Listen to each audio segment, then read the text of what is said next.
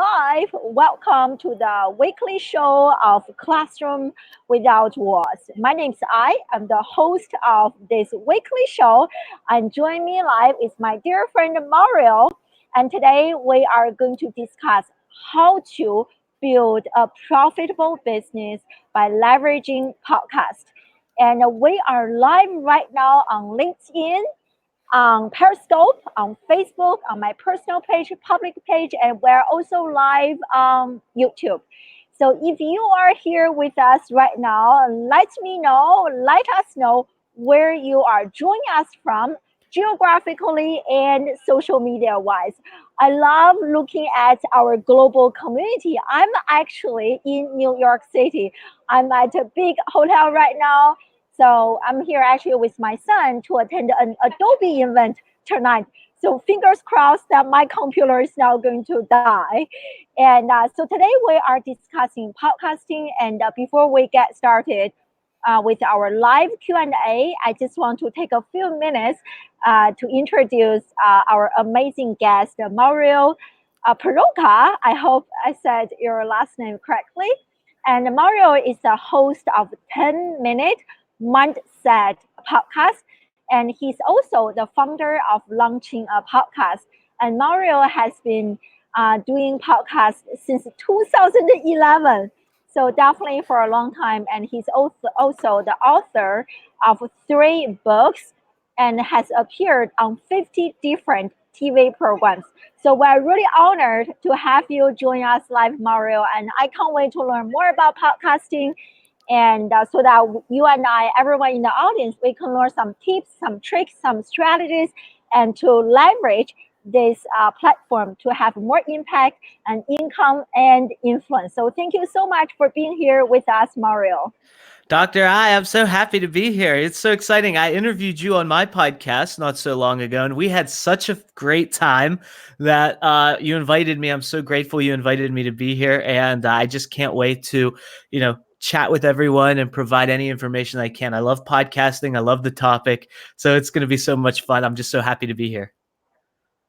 Thank you so much for being here with us. And as I was doing the promotion of this show, everybody was raving about you. They go, "Oh, Mario, it's amazing!"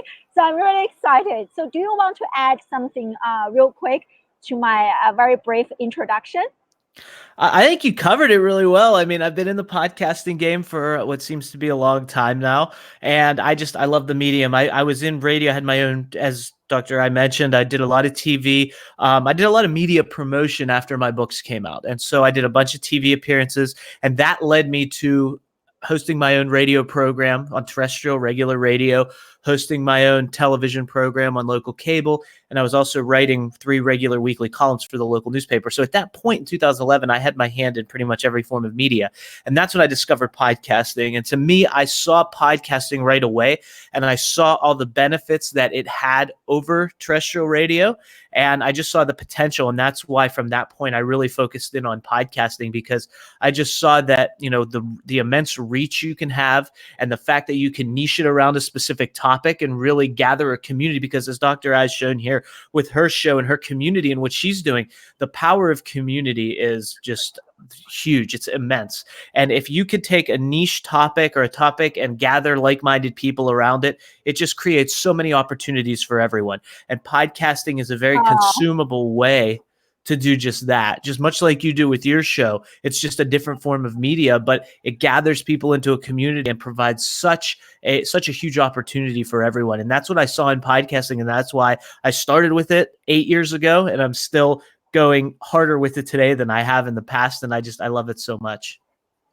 Oh, I love this. This is great. And before I get started, I just want to give a quick shout out. We have a bunch of friends with us already. Hey, team, thank you so much. And our friend, which is actually Stella, helped us connect. And so thank you for joining us, Stella.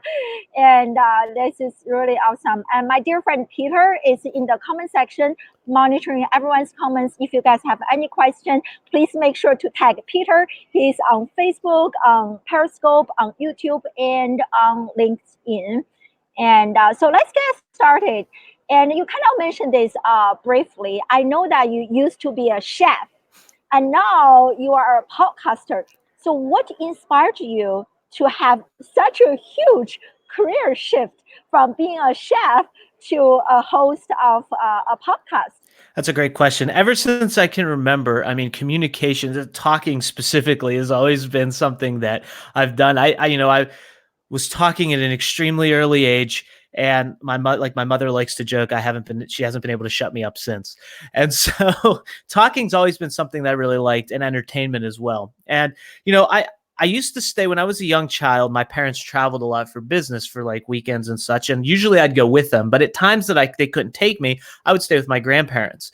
And my grandfather, when he retired from his job, and I would stay with him, and he had owned companies that he retired from, we would cook together. And so we'd watch the cooking channel. And that's when Food Network just started, right? They had the old school cooking shows like Emeril and Bobby Flay and Mario Batali and those guys, where they would actually cook in front of you. And so between that and cooking with my grandfather, that's when I really loved cooking. But I still loved that entertainment factor of watching it on TV and seeing it in the media. So then I became a chef. And as I was cooking, I was at the #1 city club in America. I was doing really well. I was competing internationally. My career trajectory was really good. I was doing really well at such a young age in the field.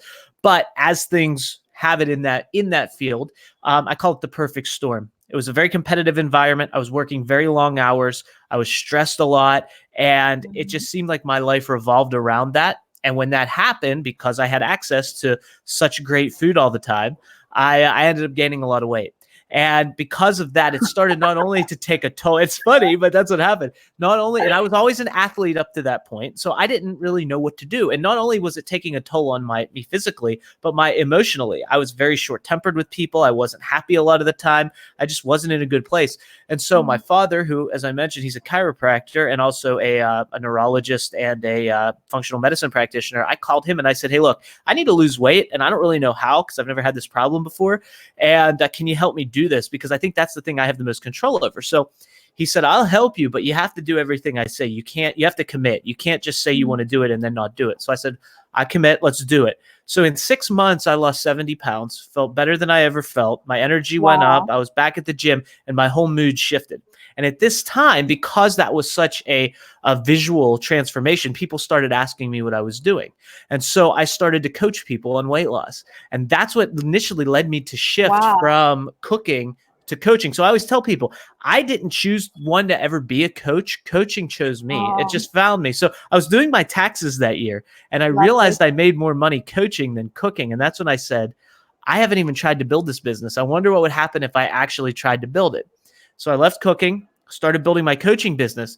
And that's when people started to ask me about what can I eat? What can I eat? And my first book that I wrote happened to be a cookbook. So I wrote that book so that people wouldn't be asking me all the time what they could eat. And so I would create another stream of income.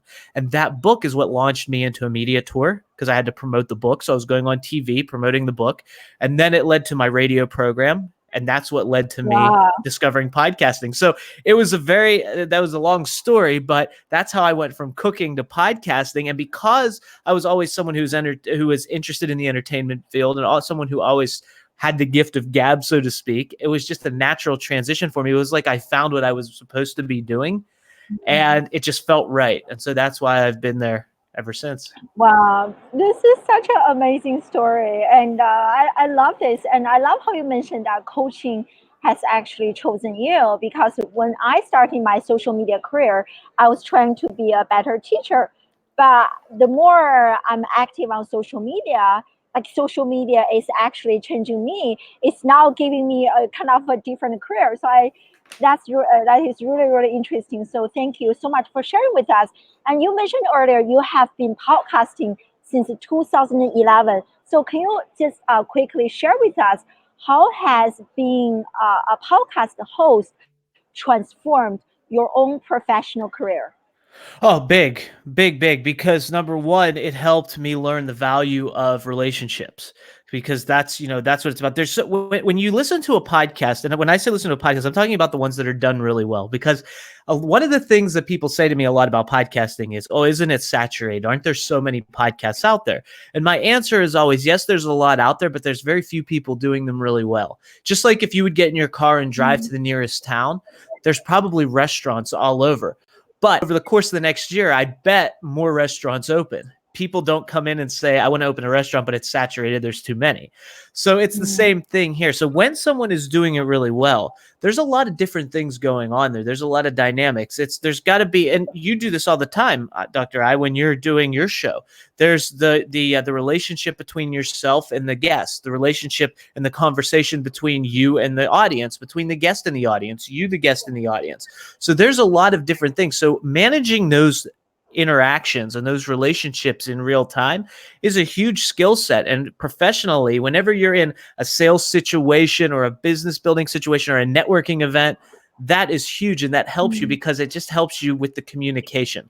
So that was one thing. The other thing is I got to talk to so many different people from having them on my show. And just because when you listen to the episode that we record, there's a number of different conversations that happen before and after that recording. And so I'm actually creating a relationship with them, as I said, but just getting their feedback and learning from them is really how I even started my business. My business of launching a podcast wasn't something that I said, oh, I want to go do this. It was something that from me talking to other people and hearing what they needed and hearing why they haven't been doing certain things, that's what made me notice that there is a little gap in the market. And that's what I built my business to fill that gap so that I could be of more service. So professionally, it's changed everything. Oh, I love this. So true. And you kind of mentioned how crowded and podcasting this space has already become. So one question I got asked a lot is, in 2019, is it too late to start this journey to become a podcaster? So what is your take on this? My take is if you're putting out really good content and you have a solid strategy, it's never too late. If you're just going to kind of dip your toe in and try to figure it out and see, well, maybe and not commit to it, then it was always too late. So you shouldn't, even if it's 2008 and you're doing it that way, you shouldn't do it. So if you put out a really good product, if you have really good content, and if you're leveraging, so what I like to do is, I really believe that audience generation and building an audience and attracting an audience is something that happens by default. It's not something you necessarily have to focus on. It's something that happens based on what you're doing. So my whole thing is, how can I take the process of podcasting or of content creation, even whether it be LinkedIn, whether it be Facebook, whether it be Instagram, YouTube, whatever, how can I take the process that is content creation and turn that into my revenue generating activity?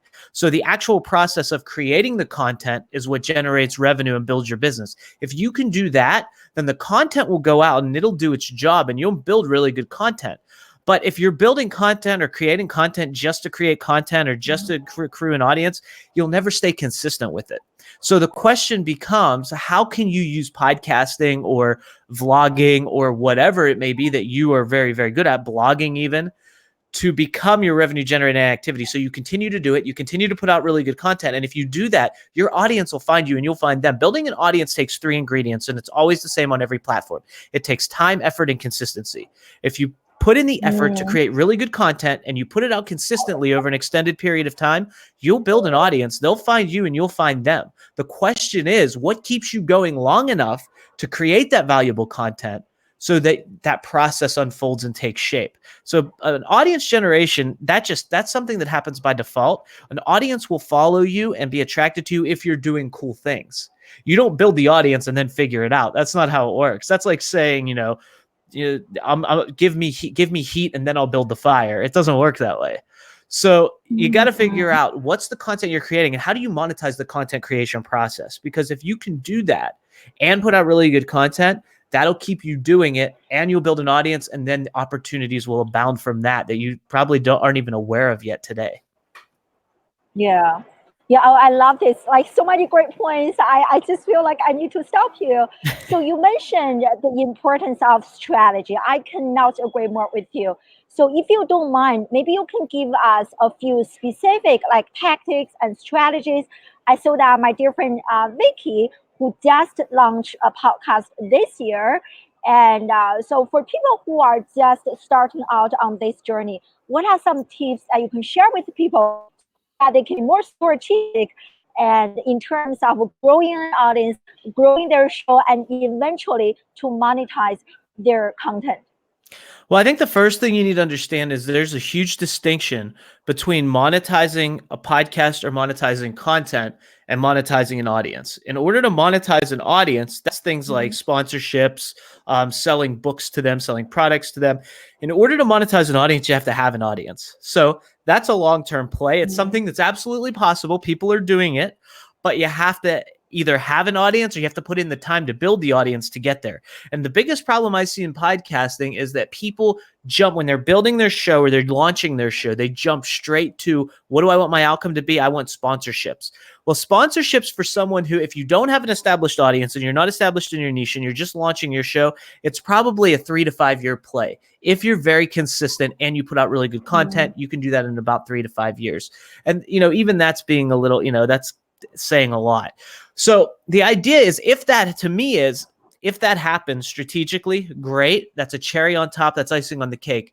But what you really need to do is focus on the things you can't control. Because even today, when you put out your content, you can put out the best content in the world. You can message it perfectly. You can put it in front of the people that need to hear it. But at the end of the day, you really have zero control over who actually hits that play button. And you also have Mhm. zero control over what they do after they hit that play button, whether they follow your calls to action or not. But what you do control is the process. So that process of creating your content, I would look at that first and foremost and say, and that was the question I asked myself, is I'm going to be creating this content anyway. I'm going to be doing this now for the long term because I make that commitment up front for a minimum. Any client I work with, that's the first thing we do, is we make a commitment. And the commitment's on them to pick the time, but I always recommend at least a 12-month commitment. And when I say 12-month commitment, I mean Wow. you're committing to creating content consistently, good content consistently for 12 months before you go back and make any decisions of whether you're going to continue it or not. Because what most people do, there's a term in the industry called pod fade, PODFADE. And you can look that up. It's a real term. And what pod fade says is, if you look at the numbers, the average podcast doesn't last longer than 7 episodes. So the average podcast, when they release, is about once a week. And that means just under 2 months it takes them to realize how much work it actually is. And the fact that if you don't have a strategy in place and you didn't make the commitment and you don't have a return coming, then you're going to stop and go do something else that you think is going to be more beneficial. And this is all from a business building perspective, mind you, brand or business building. This isn't just for fun. If you just want to do it for fun and talk to your college buddies, then by all means, hop on a free app, get with them. You can laugh, have a good time. And that's all cool. I mean, that's there too. It's fine. There's nothing wrong with that. But if you're doing it for business and brand building, you have to be It's so strategic true. about it. And you have to focus on what you can control. And what you have control over is the actual process of building the content, the process of, who am I having conversations with? How am I helping them present their story to the world? And what kind of impact is that having? And if you can look at that process and break that process down into a way where you're getting a short-term return, even though everyone says play the long game, that's really what you want at the end of the day, is the long Love game. this. But the question is, what keeps you going long enough to get to that? Because if you don't focus on a short-term return that you're getting in the interim, you're never going to get to that long-term result. So in the Mhm. interim, what is it now? First make the commitment. That's step one. I commit to doing this for X number of months before stopping. And then once you've made that commitment and you've put yourself there, if you want to take the island, burn the boats, right? That's essentially what you're doing there.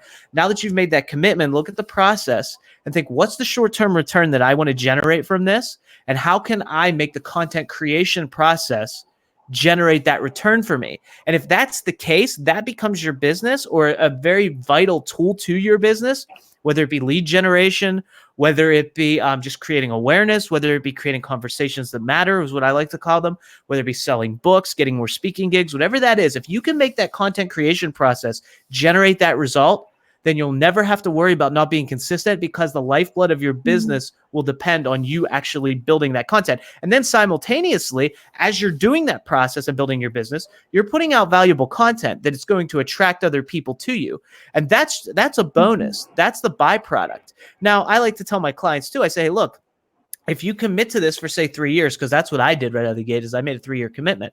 And I say, look, 3 years from now, even if you've only generated half or quarter of the audience that you think you're going to generate, does it really matter? Because you've built your business along the way, and that's the end result you really want anyway.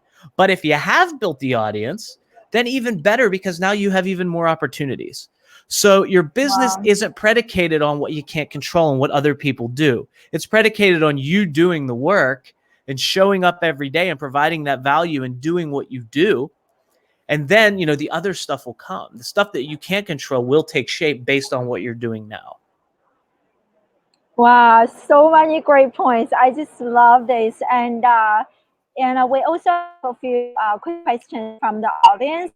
And also, I want to give a big shout out to LinkedIn. We have 50 people joining us live on LinkedIn right now, and Hi, a LinkedIn. dozen on different platforms. So thank you so much for being with us. And today we are talking about how to build a profitable business by leveraging podcasting. And our guest is Mario, who is the host of 10 Minute Mindset, his own podcast. And I love those points you mentioned. And you talked about 12 months. Is that kind of the average time that you discovered from working with so many clients in terms of generating some sort of return on our investment? No, I think you can get a return on your investment much faster. I just think 12 months is a nice sample size to really gauge what's happening. And I think if you give it at the very minimum 12 months, then you can take a real good look at what's happening and make a decision. I think like 6 months just isn't long enough. I think that a lot of things can happen right over the course of that year. But if you only do it for 6 months and then you stop, maybe 8 months was where it was going to break through, because things typically tend to be the hardest or the lowest right before you break through. So like for me, when I made my commitment, I did it for 3 years. Like I said, I did 36 months. I said, I'm going to do this for 3 years. And if I can't make it work within 3 years, then it's probably not going to happen anyway. But I felt confident that 3 years was a good barometer. Now, I became profitable not within 90 days. And then from there, I just built and built and built. But I mean, 3 years was my benchmark. Now, for some people, maybe they're not willing to go 3 years. So I would say, 12 months is really the minimum that if 6 months feels better for you, then it's up to you. It's your business. It's your decision. But I really recommend giving it at least a year so you can gauge month to month and see the different time periods, the different seasons, the different feedback, and what happens over the course of those 12 months. Oh, I love this. And also, I agree with you. You talked about, becoming more strategic in terms of the content that we're producing, the guests that we're inviting to our show, the questions that we ask. Just a quick example, I'm getting ready to launch a program related to education. So I actually took some time to map out a content calendar to decide, this day I'm going to talk about this day I'm going to talk about this, and to use content to build up to my big launch later next month. So I so agree with you. I think that is a mistake I made earlier on my live streaming journey. My content was random, like here, there. But now I have become a lot more strategic in terms of even hosting this show. The people I have invited to the show, they all have a very unique perspective on social media and digital marketing. So that is, I resonate so much with that point. So I agree. Yeah. And let's take some questions from our live audience. And if you have any questions related to podcasting and generating profit, please make sure to ask us. So the first question is from my friend Lucille, and she asked, what is the best platform to start podcasting? Well, the best platform is that's completely up to you. But for me, what I would recommend is you get on all the platforms. So there is a syndication process. So you pick a hosting platform. There's many of them out there. Make sure their statistics are certified. That way, you know that you're getting accurate data, because you always want to go back. It's a process I call the AMA, which is action, measure, adjust. You take action based on the outcome you want to achieve. You measure the data, and based on the data, you adjust your approach to, further the chances of you achieving that outcome. So make sure that you're getting accurate data that you can assess. So the platform that I use, that is the gold standard in the podcasting world, is Libsyn, Libsyn, stands for Liberated Syndication. And that's where I host my podcast and all my clients' podcasts on. And then from there, we set up syndication that goes to all the different podcast platforms, which are like Apple Podcasts, Google Play Music, Stitcher, TuneIn, Spotify, iHeartRadio. Pandora is coming very soon. They're in beta right now. They should be available soon, radio.com. You want to be in all of those different places because everyone listens in different places. Everyone has their app of choice. And so you want to be, you want to be just like Dr. I does with her show, where she's on LinkedIn, Facebook, Twitter, Periscope, YouTube, so that you can be accessible to as many people as possible. So the great thing about podcasting, much like what you do, Dr. I, is you only have to upload the file, the MP3, to one hosting platform, but then just set up your syndication. And once it's set up, unless there's other ones you want to add later, you don't have to post multiple times. That platform goes out to the world. But then it's, of course, up to you to do the marketing for that and to reach out to social media and get on other people's shows and spread the word so there is awareness about your show, but it's also then accessible to anyone who wants to listen. Yeah, as you are talking about this, share with us, Mario, how do you promote your podcast content? What do you do before the podcast, each episode? What do you do after an episode is over with us? Yeah, absolutely. So, everyone does it a little bit differently, and there's no good, bad, right, or wrong way. It's just there's only the effective way, and that is for you and for your audience as well. So you have to gauge that and see what works the best. But what data tells us, and what I found to be the number one thing, and I actually did an experiment with this, so don't get mad at me, LinkedIn, because I'm going to use you as my example. So on LinkedIn, LinkedIn has been my best platform by far for not only promoting my podcast, but for also finding guests. And that's where I've connected with more people, just because my subject matter of my podcast, 10-Minute Mindset, fits really well with the type of person on LinkedIn and the network aspect of LinkedIn. And so I did I built a lot of momentum on LinkedIn. And then I did something interesting. Since I was having so many guests from LinkedIn who are very well connected and who are very active on the platform, I decided to take a month off of posting. Now, I still go in and engage in comments. I still go in and check my DMs and reply to all of those and still keep that going. But on purpose, I didn't post for the entire month of July. I didn't post any content on LinkedIn, original content. And I actually saw it. Yeah. Yeah. Funny enough, though, I received more connection requests and more DMs in the month of July than I ever have before. And the reason is because the people that I have on my podcast, I provide them with a few things after the podcast. And this will answer your question with what I give people. I give them the link to the actual podcast episode, which is on my website because I want to drive traffic to my website. So every episode that I release, I create a blog post and I put the podcast player on that blog post on my website. And that's what I share with the guests so that that's what they post into their social. I also provide an image that has both of our headshots on it that really highlights the guest and has that episode, the title of the episode and all of that stuff. And then I take that image and I create an audiogram from that image and put a 60-second clip from our interview behind it. And I share that with the guest the day before their episode goes live so that they can then share that on their social.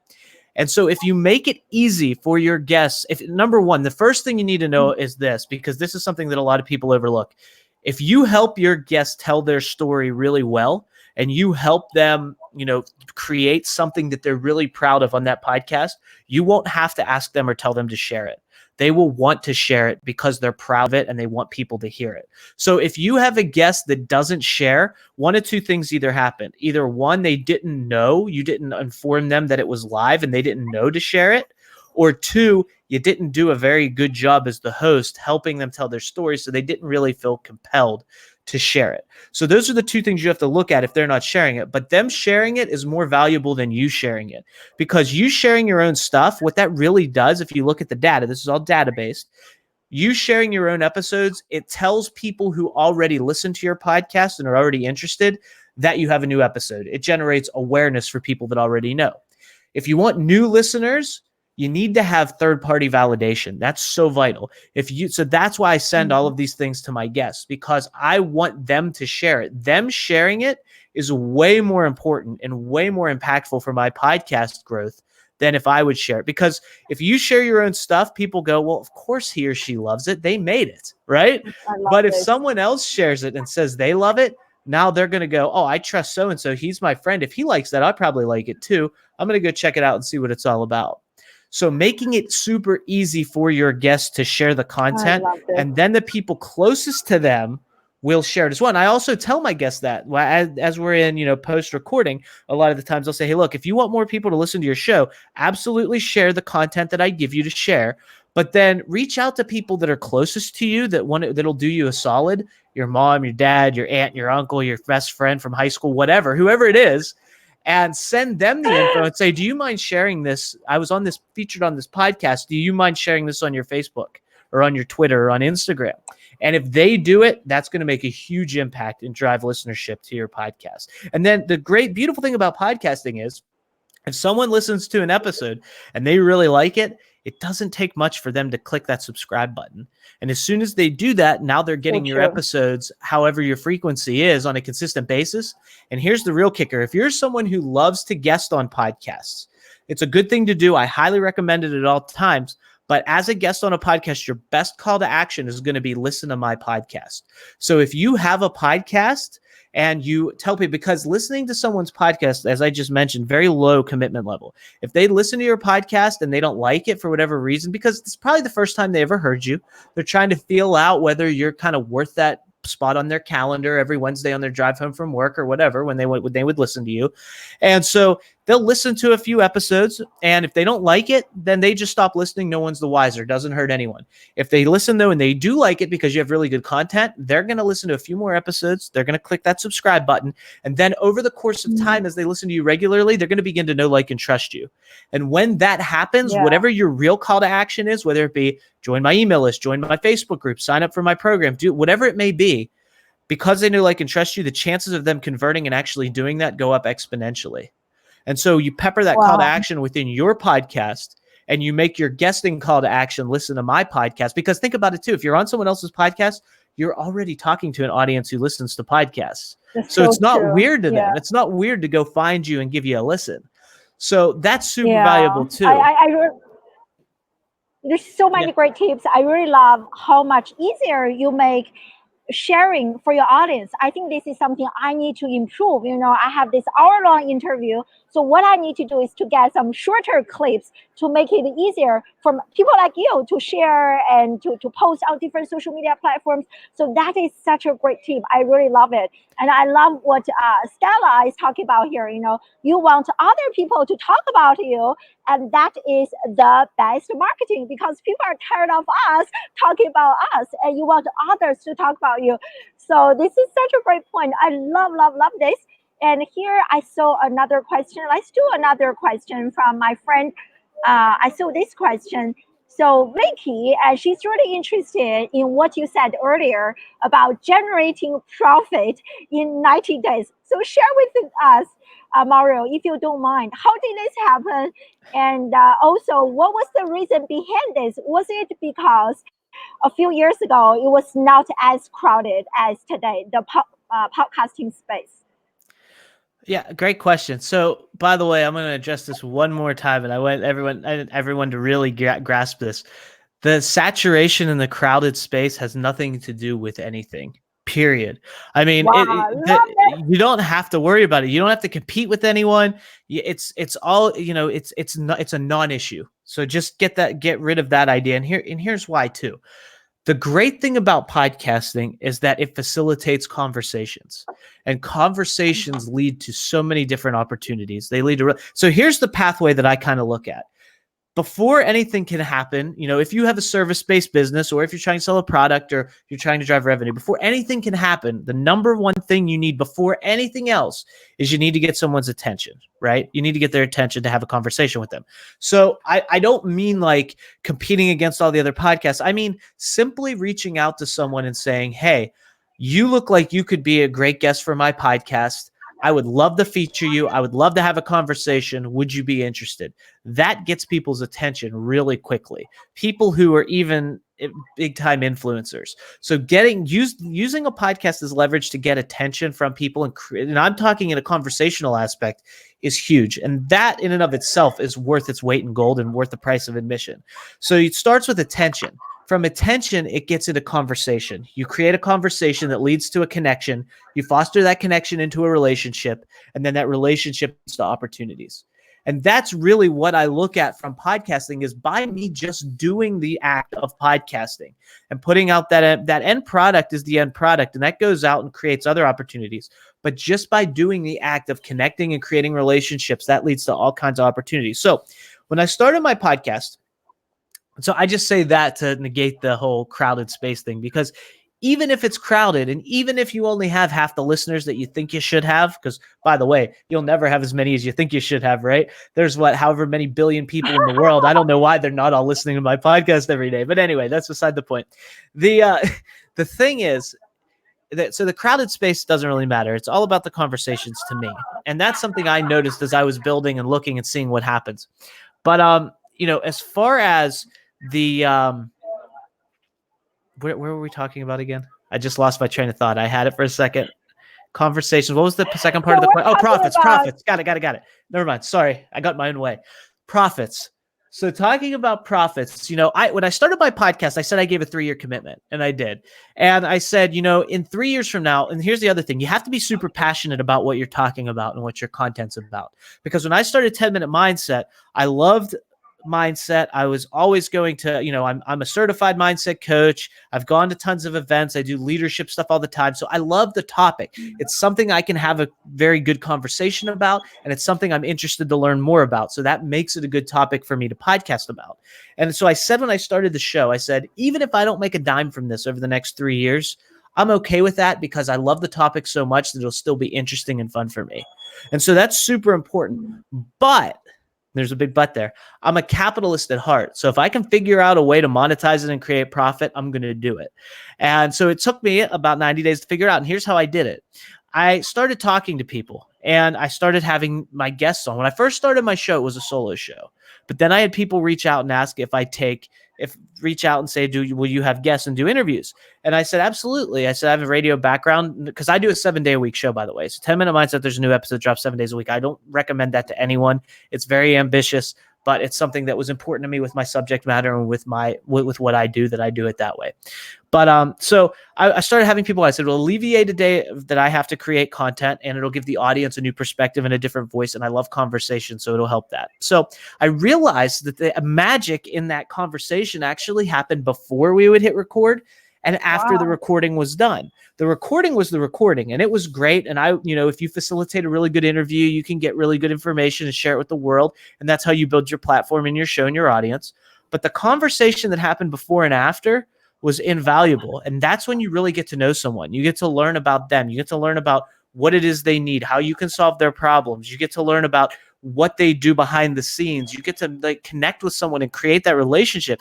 It may lead to collaboration ideas where you can help each other. It may lead to business. Who knows? But those conversations, it may lead to referrals, which it does a lot of the times, which are super valuable too to building your business. But what I learned just by asking questions and getting feedback was, at that point, I learned that, there's all these people that were guesting on podcasts, and they were, they saw the value in it. And I learned that about 70% of the people I talked to even spent money to buy podcasting equipment, but never took it out of the box. So I was thinking, if they're going to buy the equipment, if they're going to go on the shows, but they don't have their own podcast, why not? Why wouldn't you curate your own audience if you're out there trying to leverage other people's?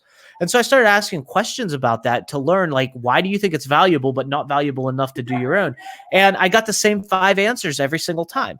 The same 5 answers led me to noticing the trend and seeing that there was a space in that market. So I noticed that they would say, I don't have the time for it. I don't know the tech. I don't have the time to learn the tech. I would just be so overwhelmed by the whole process, or I wouldn't even know where to start if I wanted to. And because I kept hearing those same 5 things over and over and over again, after talking to many, many people, I realized that there are people out there with very profound messages. There are people out there with the desire to take their messages to the world, and they're already sold on podcasting.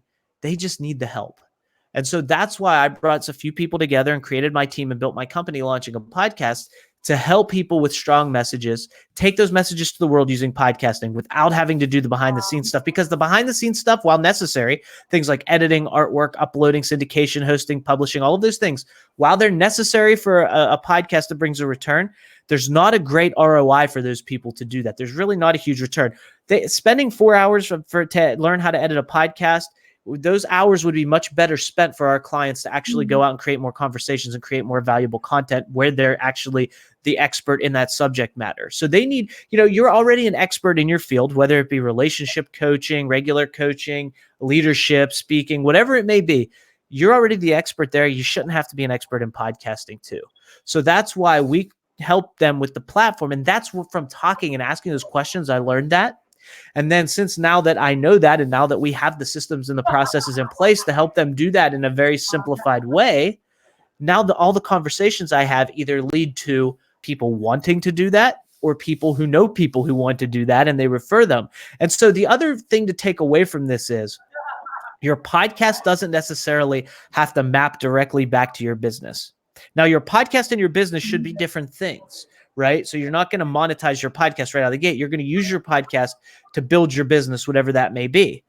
But it doesn't have to map directly to it. Now, while I'm capable of being a mindset coach, that's not what I sell. That's not what I do, because I don't want to sell to my audience. And there's another key there, especially at this stage of the game. If you're in an audience growth stage where you're growing an audience actively, you really don't want to sell to them, because then the intention changes and they can sniff that out.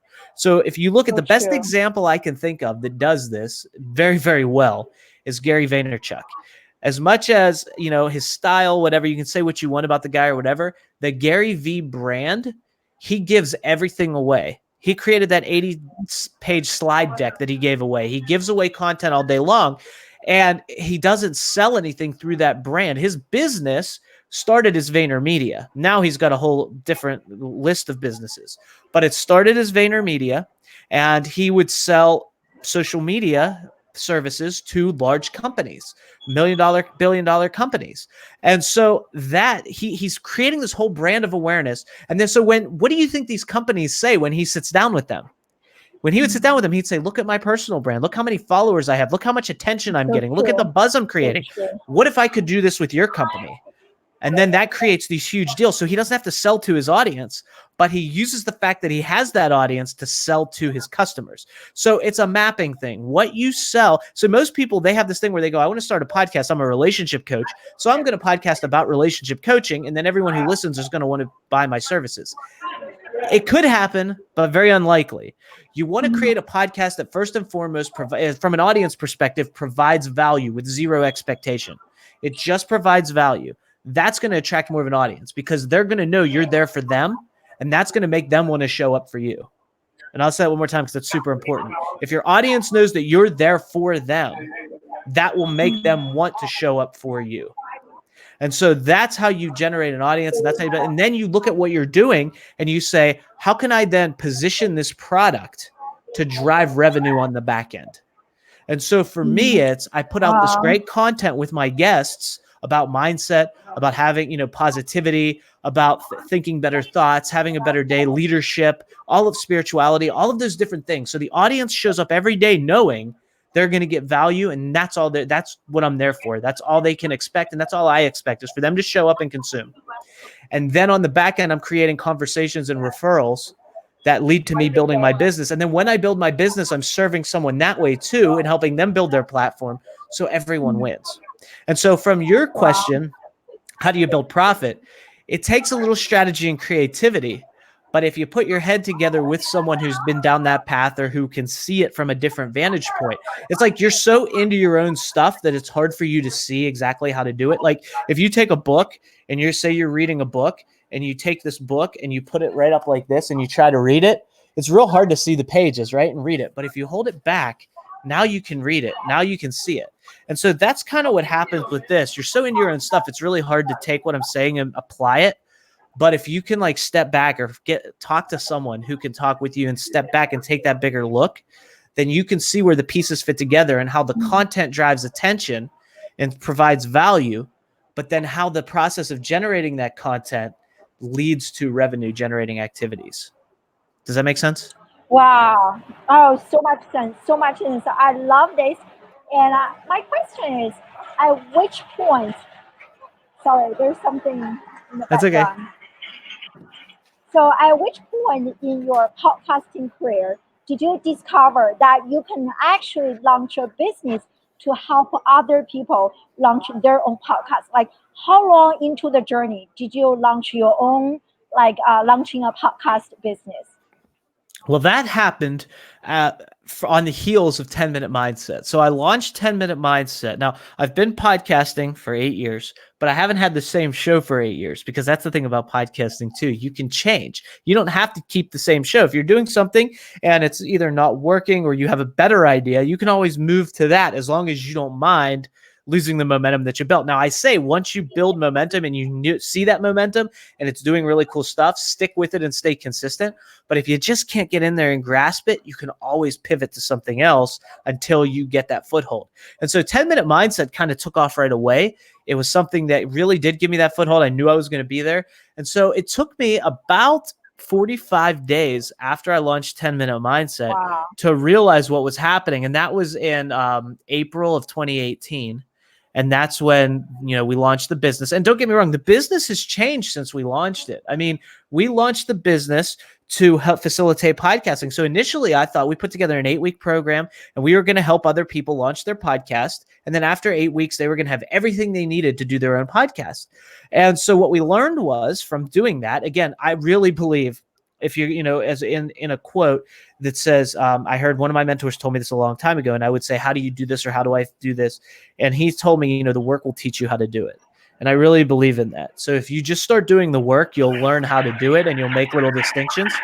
And so I learned from after launching that 8-week program that people were digging it. They loved it. They went through it. They launched their podcast with our help.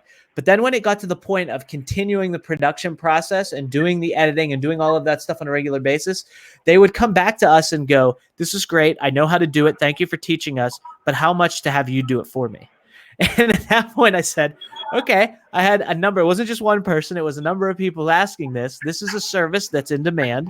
So now let's pivot. But just like I said about pivoting, I'm always okay to pivot. So then we turned it from an 8-week course where we teach you to a 4-week startup where we do everything holding your hand every step of the way. And then after that 4 weeks, the podcast is launched. It's out into the world. You're executing, but we do everything behind the scenes done for you. So you never have to edit. You don't have to do artwork. You don't have to do show notes or social media. You don't have to. All you have to do is show up and record because you're the expert. It's your content. But then after that's done, we take the reins and you can double down on the strategy, because at the end of the day, that strategy and executing is what builds your business.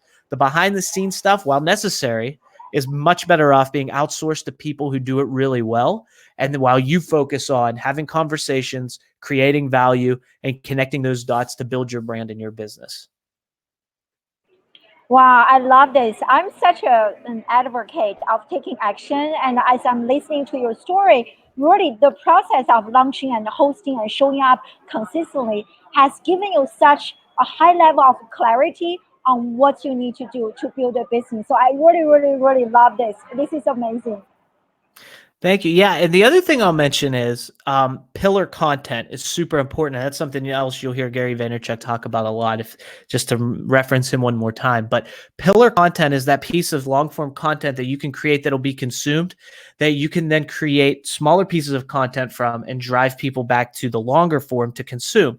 And so for me, if you're not someone who's really well known yet, if you're not an Oprah or a Tony Robbins or a Gary Vaynerchuk or Tim Ferriss or someone of that nature, it's going to be very difficult to get someone to watch an hour-long video.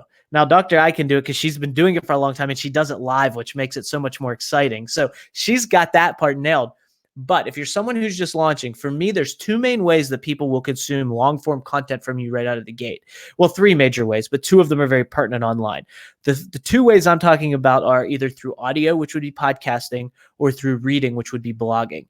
Speaking is another one, but that's like more of a live thing where you're live and in person. They'll consume you for an hour there if you're speaking live in front of them. But those 2 ways, video's great, but as Dr. I just said, from the video standpoint, you can take a 40-minute podcast that you record video as well, then take 2-minute clips from that, break them down, produce them really nicely to make them consumable, put those up on social with the links back to the pillar content, which should be a blog post and an audio, and then have them consume the long form, which then has calls to action and different things around it, which leads them into ideally a community. And as you nurture and build that community, then that can convert into different business as well.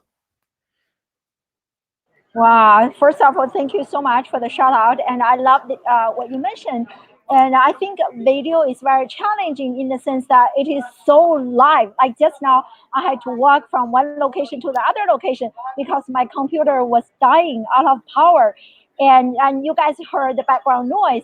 And so I think in that regard, it's a bit more challenging than like a podcast. Yeah.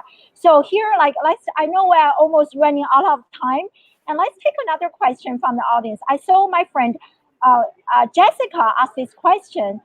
So she was talking about online MBA and she wanted to launch an innovative business podcast. So I guess the question we can relate to a broader question for those of you who are thinking about launching a podcast. What should they talk about? Mario, are there certain topics that are more popular, people should get started with, or like how do you approach this? Well, there's no rules first and foremost, so you can launch a podcast about whatever you like. And there's pros and cons of being too niche or too broad or, however, and it really comes down to your end strategy, and that's something you need to take into account. But what I really like to do when it comes to what should we do it about is I have about at least an hour-long discovery call with a client. And that's like one of our onboarding processes once we bring on a client. That's exactly what we talk about is what should the podcast be about? Because just because you're an accountant, for instance, doesn't mean you should have a podcast about numbers, right? So we talk about different things. And I really believe that as an audience, if you're really trying to leverage an audience and create an audience and, generate business through conversation and through audience, first and foremost, they care who you are as a person, and then they'll ask what you do. And when they ask what you do, or when, and even better than them asking is them going to your site or going to your social and digging through to figure it out on their own, because that means they're interested. So not only will they be asking or searching, but they're interested to find the answer. It's not just a cocktail party where like, oh, so what do you do? Oh, what do you do? That half-baked question where we kind of care, but we really don't type thing. So I care about who you are as a person, and I want to learn that. And one of my fortes and one of the things that I've learned to do is to take what someone is passionate about and blend it with what they do professionally. And I think that's really where the answer lies. If you can take what you're really passionate about in life, whether it be cooking or reading or karate or whatever, knitting, whatever it may be, and you can blend that with what you do professionally, whether it be accounting or or coaching or fitness, whatever it may be. If you can blend those two things together, now gives you the opportunity to talk to an audience who you speak the same language as, and they'll know that you're very passionate about that. It'll create rapport because it's that know, like, and trust factor. We like the same things. We should be friends, right? And then in the end, it'll be something that you know about, because if you like it that much and you've liked it for a long time, you probably know a lot about it. So it gives you something you'll be excited about. It gives you something that you know how to talk about. It gives you something to relate to other people about. But then if you very carefully and strategically and systematically blend it with what you do professionally, then you can, build a business off of that, and a unique one at that. I have my best friend from high school. I'm going to throw him out here right now because he's doing just this, and it's brilliant, where he is I'm not going to mention his name, but he's a financial planner. So that's what he does professionally. But what he really loves in his spare time, and he and his wife and their puppies do all the time, is they visit a lot of breweries. They love craft breweries. So he loves beer. He was a bartender before he became a financial planner, loves the craft beer scene, loves the art of making beer, of drinking different beers, sampling them, sharing them. There's a whole community out there that's a craft beer community that's interested in this. And they actually will meet up on the weekends and, sample different beers, talk to one another, get to know each other. And he noticed that this was a thing. So he built a community on Facebook to keep that conversation going throughout the week. And the community just took off. And the community became this big thing that now they know that he founded it. They know what he does professionally. And he's actually now known as the financial advisor, the financial craft beer advisor. So these other people who, need financial services, but also like craft beer and go to the breweries and know about his group, who do you think they go to when they need to invest, or they need stock market tips, or they need ideas? They go directly to him because they speak the same language, they're in the same group. And so things like that, that's just one example. There's all kinds of different ways you can do this. But I like to take, what are you really passionate about? Who are you as a person, and what do you love at your core? What do you do professionally? And how can we uniquely blend those two things to create what attracts more of those people that you like and who you are and what you love to talk about, but also take that and generate back-end revenue based on what you do professionally with that. Wow, I love this so much because it took me almost 2 years to kind of figure out my own zone of genius because I'm so passionate about social media and digital marketing and personal branding, and my profession is in education. For quite some time, I couldn't really combine the two. And finally, all the pieces are coming together. And then I'm creating this unique space for myself. I don't see that many educators who are like me, so active, so like like so in love, obsessed with social media in this space. So I really love what you mentioned. This is really great. And just to respect everyone's time, Mario, so what is next for you, and how can we support you, and also share with us where can people learn more about you? Well, you can find me at my website. MarioPareca.com is my website for me. And you can get all my links are there to social and all the different things. Launchingapodcast.com is my business. That's my business site. You can go there and learn about our process there and about all of that stuff. But yeah, so those are the two places where you can find me. And, my whole thing is I'm super passionate about helping people build platforms, specifically around podcasting. Podcasting has changed my life in a very profound way and it's not even podcasting itself. I'm the kind of podcaster that, to me, equipment doesn't really matter, just so it's effective. It doesn't have to be the most expensive mic as long as it's an effective mic. Exactly. Look at how Dr. I's operating here. It's just effective. So, so what really matters to me is the conversation. Are you having conversations with people that matter? Not the people that matter, but conversations that matter with really interesting people. Are you having those conversations? Are you exploring what you're passionate about? Are you out there doing? And that's what we try to facilitate. Through podcasting, we facilitate conversations that matter and help our clients not only build a podcast and a platform that attracts people, but we help them figure out a way to make the process profitable. Just by showing up and doing the work, we want them to build their business. And then from that, they get this end product that goes out into the world and creates more awareness and builds community and builds a platform around. So I'm really focused on that. I double down on that. I focus on the actual work and doing the work. And to me, that's what really matters. So that's where I'm headed, just really focusing on that, adding different offerings for our clients, doing it in different ways so it's more valuable to them and they can do it in an easier, more effective way. And to really, take podcasting and show people that, look, it's not about the equipment. It's not about, the actual download numbers. I mean, the download numbers are great because that's data and that's something you can use to become more effective, but it's really about the conversation. It's about the conversations, the relationships, and the opportunities. And if you focus on those and you double down on that, you'll not only have a great profitable podcast, but you'll have something you enjoy doing based on something you're passionate about, and you'll be making a unique impact in the world that only you can make. I need to drop my mic right now. I love that, and such a great way to end today's episode. And you guys, make sure you see and hear how amazing Mario is. Make sure you follow him on different social media channels. I will also make sure to enter the link to his website, to his podcast in the comment section. So make sure you connect with him and follow him. And this is so amazing. We had like 60 plus people who stayed with us for the entire hour.